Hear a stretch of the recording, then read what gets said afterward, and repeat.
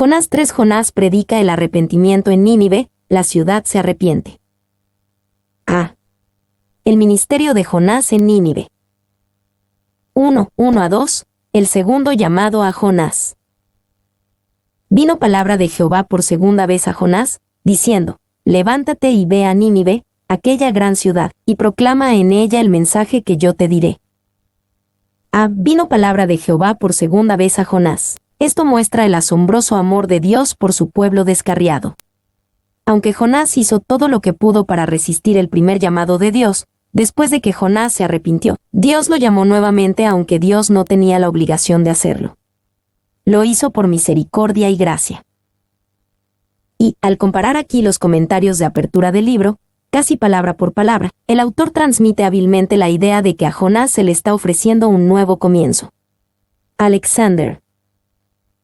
2. ¿Cuántos de nosotros que hemos sido llamados a entregar la palabra de Jehová, realmente lo seguiríamos haciendo, si no fuera por esta paciente y perfeccionadora gracia de Dios? Seguro que no muchos. Como le hemos fallado y nos hemos quebrantado en nuestro ministerio, y a menudo no en un terreno tan alto como el del fracaso de Jonás. Morgan. 3. Dios estaba decidido a hacer la obra a través de Jonás, por lo que no se dio por vencido con el profeta reacio. A menudo, Dios está así de comprometido a hacer su obra a través de un hombre. Supongamos que se nos ha dado el problema para que lo resolvamos. ¿Cómo se moverá a esta ciudad al arrepentimiento? ¿Cómo abandonarán su vicio y adorarán al Dios de Israel todos sus habitantes, desde el más alto hasta el más bajo? Si no nos hubiésemos paralizado por la desesperación, que es lo más probable, nos hubiésemos sentado, sin embargo, cuidadosamente a considerar nuestros planes. Deberíamos haberlo dividido en distritos misioneros, deberíamos haber necesitado por lo menos varios cientos, no miles, de ministros capaces. De inmediato habría que incurrir en gastos, y nos habríamos considerado obligados a contemplar la erección de innumerables estructuras en las que se pudiera predicar la palabra de Dios. Nuestra maquinaria necesariamente se volvería engorrosa. Deberíamos encontrar que nosotros, a menos que tuviéramos todos los recursos de un imperio, ni siquiera podríamos comenzar el trabajo. Pero, ¿qué dice el Señor acerca de esto? Dejando a un lado los juicios de la razón, y todos los planes y esquemas que la carne y la sangre siguen tan naturalmente, Él levanta a un solo hombre. Por una providencia singular califica a ese hombre para su misión. Spurgeon. B. Proclama en ella el mensaje que yo te diré, en lugar de decirle a Jonás que clame contra Nínive. Esta vez Dios simplemente le dice a Jonás que vaya allí y espere más instrucciones. Dios a menudo obra de esta manera, y nuestra carne a menudo encuentra irritante que lo haga. Y la historia de Jonás demuestra por qué Dios nos guía tan a menudo un paso a la vez sin decirnos más. Cuando Dios le dijo a Jonás lo que diría en Nínive, Jonás rechazó el llamado. Dios a menudo solo nos dice lo que podemos manejar en ese momento. 2, 3-4, Jonás predica en Nínive. Y se levantó Jonás, y fue a Nínive conforme a la palabra de Jehová. Y era Nínive ciudad grande en extremo, de 3 días de camino. Y comenzó Jonás a entrar por la ciudad, camino de un día, y predicaba diciendo: de aquí a 40 días Nínive será destruida. Y se levantó Jonás, y fue a Nínive conforme a la palabra de Jehová, habiendo aprendido la lección de que resistir la voluntad de Dios es inútil y contraproducente. Jonás ahora obedece el llamado y va a Nínive. B. Y era Nínive ciudad grande en extremo, de 3 días de camino. La idea detrás de esta declaración probablemente se refiere a cuánto tiempo tomaría caminar alrededor de la ciudad de Gran Nínive, el área metropolitana alrededor de la ciudad. C.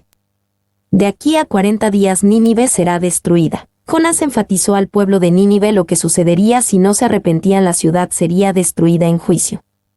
Sin duda, este no fue todo el mensaje de Jonás a la gente de Nínive, pero claramente era su énfasis. Y destruida es una palabra aplicada a la destrucción de Sodoma y Gomorra, Génesis 19:25, Lamentaciones 4:6 y Amós 4:11. 2. Vemos que Jonás predicó este mensaje con fervor. Y tal fervor se convierte en un ministerio que tiene que ver con las almas inmortales, dormidas y muertas en el pecado, colgadas al borde de la perdición e insensibles a su estado. Es probable que el predicador insensible, de voz y tono suave, nunca despierte las almas. Pero esta seriedad es muy diferente de esa diatriba ruidosa, fanfarrona y vociferante, que manifiesta más una turbulencia de pasiones desordenadas que la verdadera influencia inspirada del Espíritu de Dios. Clarke. D. La respuesta del pueblo de Nínive al mensaje de Jonás. 1. 5-9. La respuesta del pueblo: arrepentimiento. Y los hombres de Nínive creyeron a Dios, y proclamaron ayuno, y se vistieron de cilicio desde el mayor hasta el menor de ellos. Y llegó la noticia hasta el rey de Nínive, y se levantó de su silla, se despojó de su vestido, y se cubrió de cilicio y se sentó sobre ceniza. E hizo proclamar y anunciar en Nínive, por mandato del rey y de sus grandes, diciendo: hombres y animales, bueyes y ovejas, no gusten cosa alguna, no se les dé alimento, ni beban agua, sino cúbranse de cilicio hombres y animales, y clamen a Dios fuertemente, y conviértase cada uno de su mal camino, de la rapiña que hay en sus manos. ¿Quién sabe si se volverá y se arrepentirá Dios, y se apartará del ardor de su ira, y no pereceremos? Y los hombres de Nínive. La palabra arrepentimiento no está en este pasaje, pero el arrepentimiento no es realmente una palabra, es algo que haces y estas personas se arrepintieron. Uno puede tener arrepentimiento sin que se pronuncie la palabra misma, y uno puede decir la palabra arrepentimiento y nunca arrepentirse verdaderamente.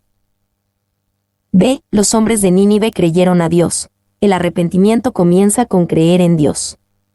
A medida que creemos en Él y en su palabra, tenemos el poder de transformar nuestras vidas como Él quiere. Puedes hacer muchas otras cosas asociadas con el arrepentimiento, pero si no comienzan con creer y confiar en Dios, todas son obras inútiles de la carne. Y no puedes creerle a Dios separado de la palabra de Dios. Por lo tanto, cualquier avivamiento o arrepentimiento real comenzará con la predicación y la escucha fieles de la palabra de Dios, tal como sucedió en Nínive. C. Los hombres de Nínive proclamaron ayuno y se vistieron de cilicio. El arrepentimiento significa hacer algo. La gente de Nínive ayunó, se lamentó como si estuvieran de luto, y lo hicieron desde el más alto hasta el más bajo, desde el mayor hasta el menor de ellos. Y, si algo tiene el arrepentimiento, es que no nos permite seguir como de costumbre. Cuando llega el arrepentimiento, algo tiene que cambiar, y algo tiene que ser diferente. En su caso, la gente de Nínive se quitó la ropa normal y se vistió de cilicio, una tela gruesa y vasta, normalmente hecha de pelo de cabra. Su uso mostraba el rechazo de las comodidades y los placeres terrenales. 2. Cúbranse de cilicio hombres y animales. Incluso se arrepintieron en nombre de sus animales, vistiéndolos como si los animales estuvieran de luto por los muertos. D. Hombres y animales, clamen a Dios fuertemente. El arrepentirse significa clamar a Dios fuertemente.